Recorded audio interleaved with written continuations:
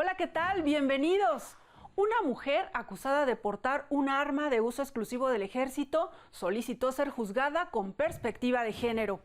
Su abogada acreditó la realidad social y cultural que puso a esta mujer en un estado de desventaja.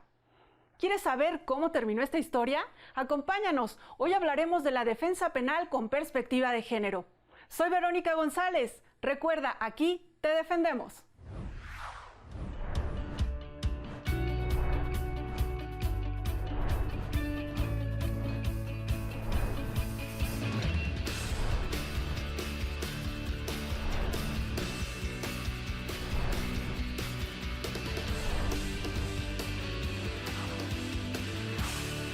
Portar un arma de uso exclusivo del ejército nos puede enviar a la cárcel hasta por 8 años.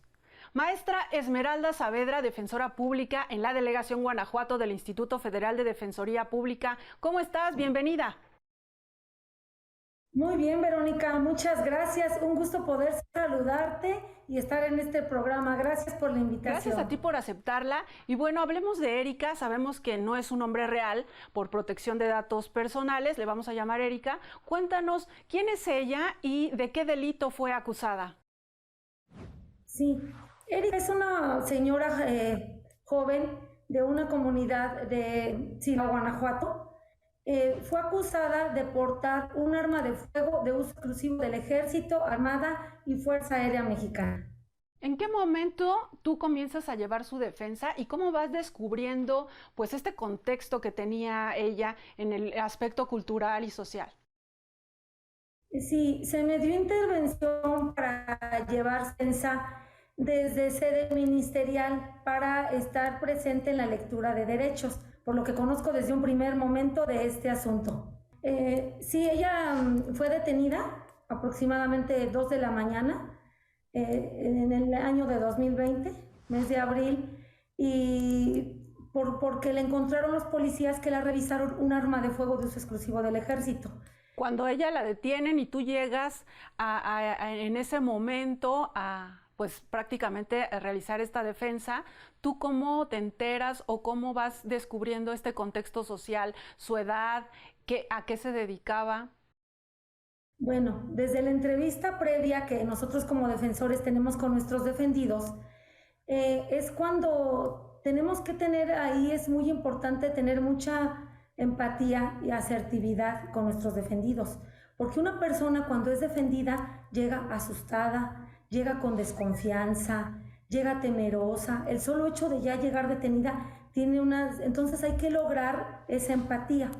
Cuando me entrevisto con ella, en la entrevista me refiere que pues traía un arma de fuego, pero aquí lo que me llama la atención es que cuando yo leo el parte informativo, los policías habían dicho que habían encontrado, que encontraron circulando una camioneta a aproximadamente 1:30 de la mañana que llevaba vidrio polarizado. Esto es lo que llama la atención de los policías. Esa es la razón, digamos, lo que lo hace sospechoso y por eso llegaban a cabo la detención.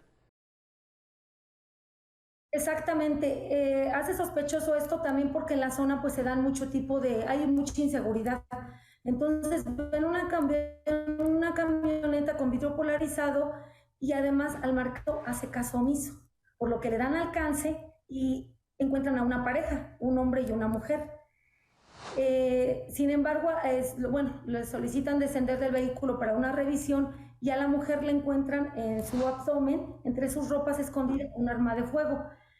Pero al hombre se lo llevaron a separos de la policía municipal, pero ya no lo presentan al Ministerio Público. La que traía el arma era ella. Esto a mí me causa como una inquietud, porque es una señora muy joven, de hecho. ¿Cuántos años tiene? Ella, 24 años. 24 años. Y su esposo, que era la persona con la que venía, 28. Ella me refiere que cuando ve el arma de fuego, o sea, cuando ve los policías, pues le reclama a su esposo por qué razón llevaba un arma. Lo que pasa es que cabe mencionar que ella se encontraba dormida en su casa con sus hijos.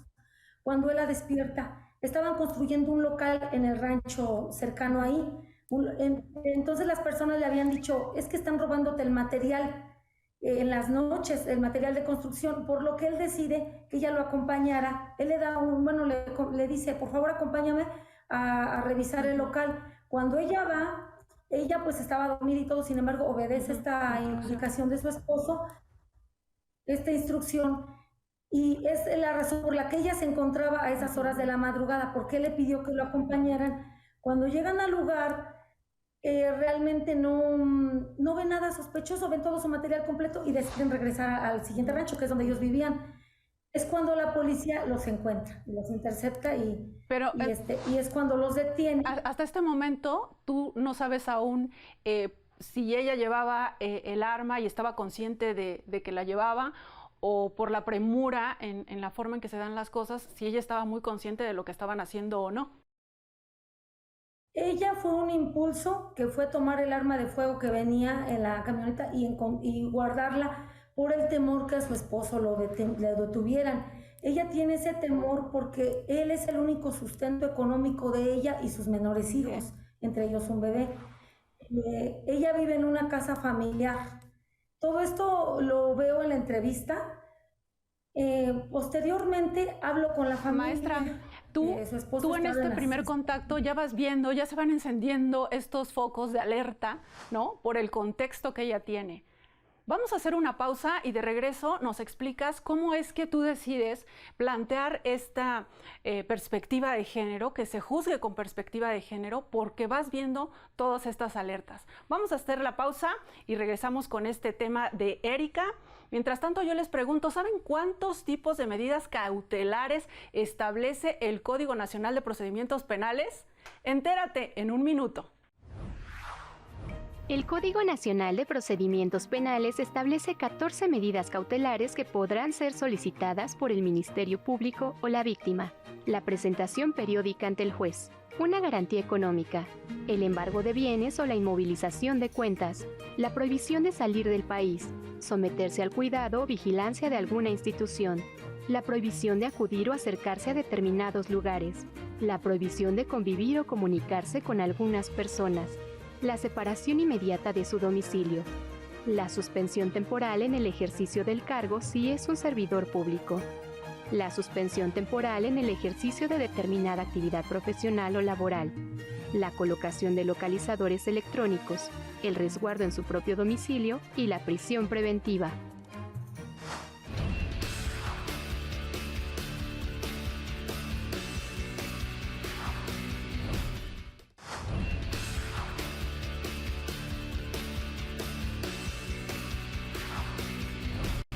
Ya estamos de regreso conversando sobre defensa penal y perspectiva de género. En el caso de Erika, abogada, ya nos platicabas pues que se da esta detención y ella tiene en ese momento de la detención, ella tiene un arma de uso exclusivo del ejército, y entonces cuéntanos qué sucede cuando comparecen ante el juez de control. Sí, bueno, antes que todo quiero mencionar que se va ante el juez de control porque de acuerdo a la reforma que hubo al artículo 19 constitucional el 12 de abril del 2019, está esa reforma de que tienen prisión preventiva los delitos que impliquen armas de fuego de uso castrense. En este caso, por esa razón se va al juez de control. Hubo jueces que aplicaban tajantemente esto antes de que saliera la jurisprudencia, y hubo jueces que no. El juez que nos tocó era de los jueces que imponían prisión preventiva oficiosa a las personas que por este delito. Aquí cabe hacer una... Exactamente, por este delito de arma de fuego de uso exclusivo del ejército. Cabe hacer aquí una precisión. Mi representada en todo momento me refirió que no quería que su esposo fuera detenido. Esa fue, que se respetara esta voluntad. El esposo estaba dispuesto a responsabilizarse de la... O sea, ella estaba pues con el deseo de proteger a su esposo, con tal de protegerlo a él, ella iba a asumir esa responsabilidad. Eso te alertaba también, eso te alertaba también a ti en esta parte de la perspectiva de género, ¿no? De situaciones en que las mujeres están en una situación vulnerable, de sujeción. Efectivamente. Al no poder plantearlo ya para una no vinculación, o sea, se lleva a la audiencia de control de detención, No pudimos plantear porque era deseo de ella que no se mencionara. De hecho, me dijo, no quiero declarar, no quiero decir que el arma es de mi esposo. En esa razón, como yo ya había advertido que esta persona se encontraba en un estado de vulnerabilidad, incluso también ella daba de comer leche materna a su pequeño bebé. Aparte tenía otro pequeño de 6 años y cuidaba a su suegra. Su suegra presentaba una discapacidad total derivada de secuelas de un infarto talámico. Por tal razón, desde sede ministerial se recabaron varios actos de investigación, varios datos de prueba, que es lo que me sirvió para llevar al juez de control al tercer día que fue detenida. Pero maestra, ¿en cuánto tiempo desarrollas toda esta investigación? ¿Cómo reúnes todos estos datos? Considerando que esto ocurrió en la madrugada, ¿no? O sea, ¿en cuánto tiempo ocurre esto? Sí, ocurrió en la madrugada, requieren mi intervención en la mañana de ese día, me recuerdo, fue un día martes. Ese mismo día, lo que a mí me ayudó, que ya estaba la familia presente. Entonces pude recabar varias actas de entrevista. ¿Qué se plasmó en esas actas de entrevista? Se plasmó que mi defendida, tenía un bebé, tenía un pequeño, cuidaba a la suegra. ¿Cómo se acredita esto? Se recabó unas actas de nacimiento de los menores, en primer lugar. Segundo lugar, una constancia médica donde avalaba la discapacidad total que presentaba la suegra, que esa constancia ya tenía meses atrás de expedida, o sea, esa ya la tenían lista, por decirlo así. Se recaba también una carta del pediatra de la bebé, en la cual recomendaba, de acuerdo a su percentila de peso, a sus condiciones, alimentarse exclusivamente al seno materno.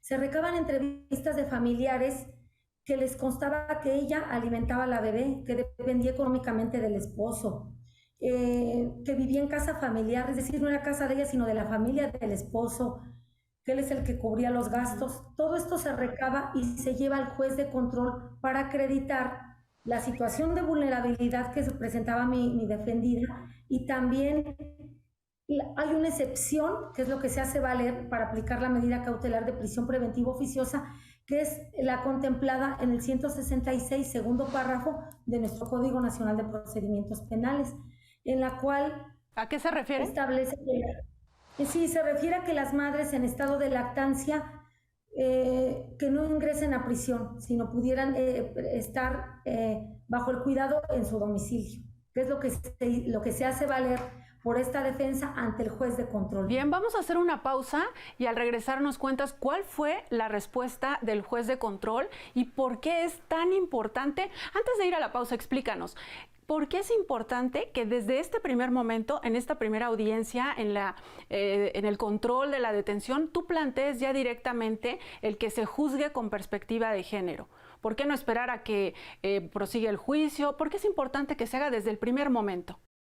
Es importantísimo hacerlo desde ese primer momento para evitar que ella vaya a prisión, que deje desprotegidos a sus hijos. Aquí hay que hacer valer, se hizo valer también el interés superior del niño, que pueda privarse de un alimento tan esencial como es la leche materna, y en este caso que era el único alimento que le proporcionaba a su bebé, y también para el cuidado de su suegra, una medida, ¿no? Desproporcional.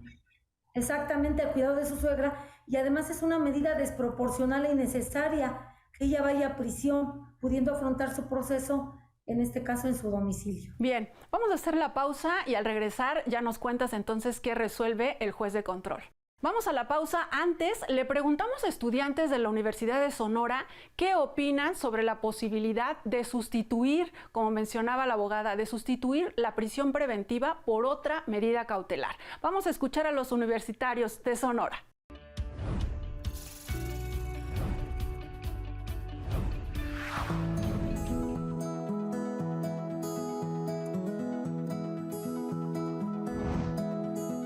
En base al contexto, estoy de acuerdo, porque no solo se están tomando en cuenta los intereses de la persona privada de la libertad, sino que también de los intereses de los hijos, puesto que se menciona en el contexto que se encuentra con tres hijos menores de edad, uno de ellos con discapacidad y el otro en estado de lactancia.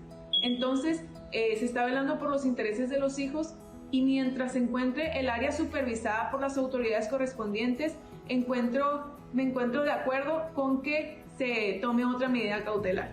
Considero que la decisión del juzgador fue la correcta en términos de lo establecido en el Código Nacional de Procedimientos Penales, tratándose de la situación de la mujer. Yo opino que en este caso sí estoy de acuerdo, ya que no se corre riesgo alguno de que la persona pudiera escapar o que pudiera dañar a terceros. Bueno, considero que es una buena decisión el sustituir la prisión preventiva por otra medida cautelar, en este caso es la prisión domiciliaria, debido a la situación en la que se encuentra la mujer.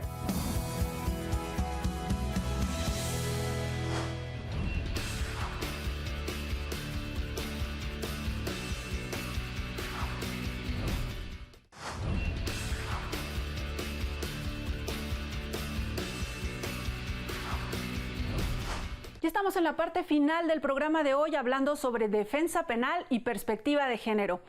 Abogada, ya estamos de regreso y ahora vamos con la parte tan interesante, cómo se resuelve el asunto, qué es lo que dice el juez de control ante tus argumentos de juzgar a Erika con perspectiva de género.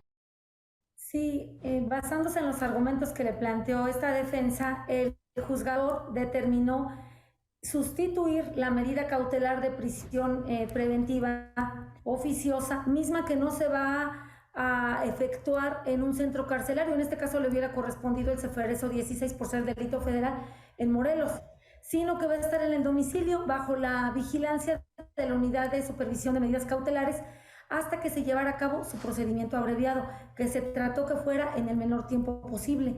Estuvo menos de 3 meses bajo esta vigilancia en su domicilio. Y ya después, importante, continuó este juicio, como lo mencionas, en un juicio abreviado, ¿no? Es importante mencionarlo para que la gente no tenga esa sensación de que, ¿cómo? O sea, traía un arma y entonces se fue a su casa y ya no pasa nada.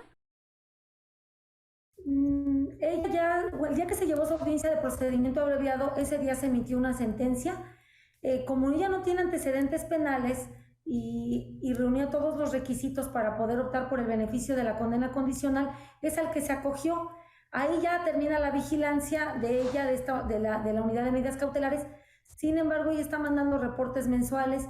También es importante mencionar, ella fue sentenciada, no quedó impune esto, simplemente lleva su asunto en libertad, pero aparte está estudiando, ya está estudiando también la secundaria en línea, sin descuidar a sus hijos, a su suegra, siguiendo en su casa, pero ya está progresando, pues, o sea...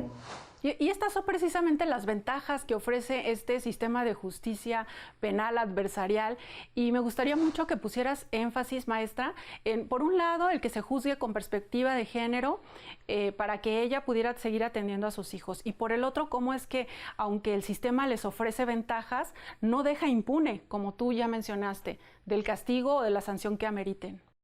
Sí, es muy importante. Bueno, la defensa con perspectiva de género, es importante que nosotros como defensores públicos federales le hagamos valer al juez cuando advirtamos una situación de desigualdad, cuando haya una relación asimétrica de poder, porque sabemos que hay estas diferencias. Es muy importante nosotros desde el primer momento ubicarlo para poderlo hacer valer en la audiencia. ¿Y qué te dijo en este caso, Erika? Por supuesto, pues se benefició con esta resolución, pero ella, ¿qué es lo que te dice? Porque nos contabas, ella no quería poner en riesgo a su esposo, y esta era una señal de que había una situación ahí, pues de desventaja, ¿no? Para ella. Pero ¿qué es lo que te dice ella al final? Ella quedó muy agradecida con los servicios de la Defensoría Pública, entiende los riesgos de portar, las consecuencias de portar un arma de fuego, no va a volver a hacerlo. De hecho, es una ama de casa que no se dedica a actividades delictivas ni nada. Y ella, pues ahorita, también su esposo, obviamente ya no va a traer ningún arma de fuego y mucho menos llevarla a ella. Pero ella más que nada era la situación de que él es el sustento económico del hogar.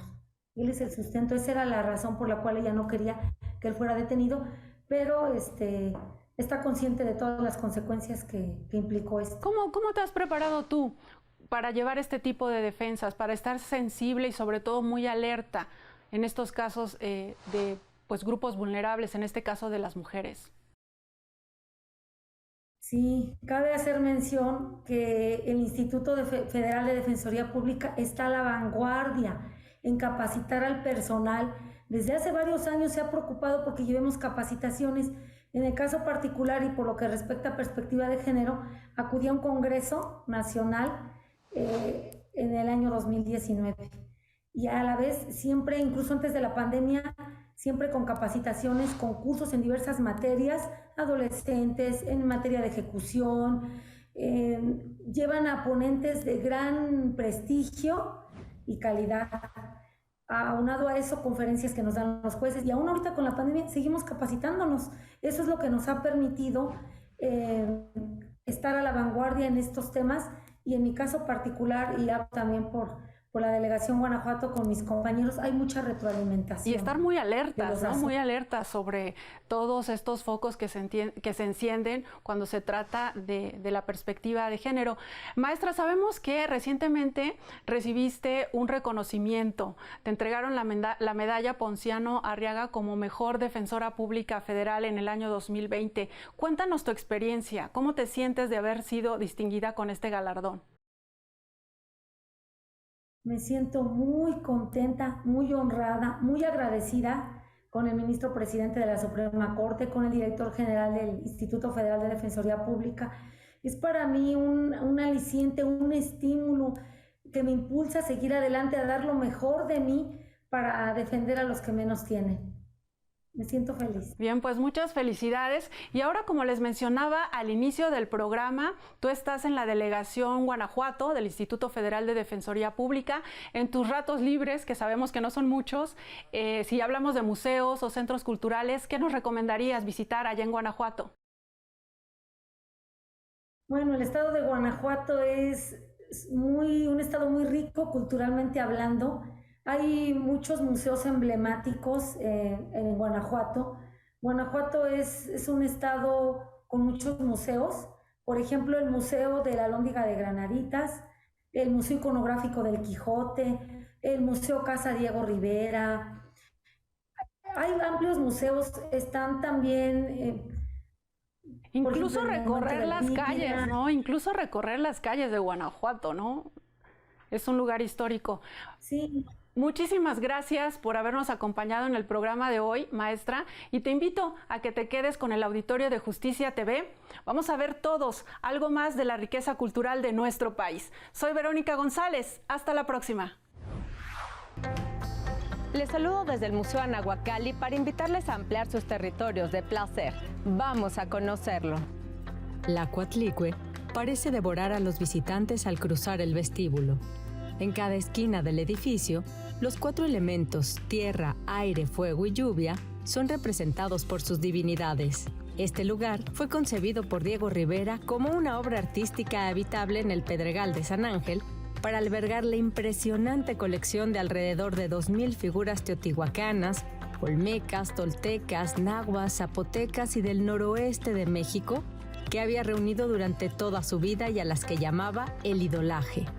También podrán disfrutar del paisaje que ofrece una vista privilegiada al mar de lava del Pedregal y su ecosistema de plantas desérticas.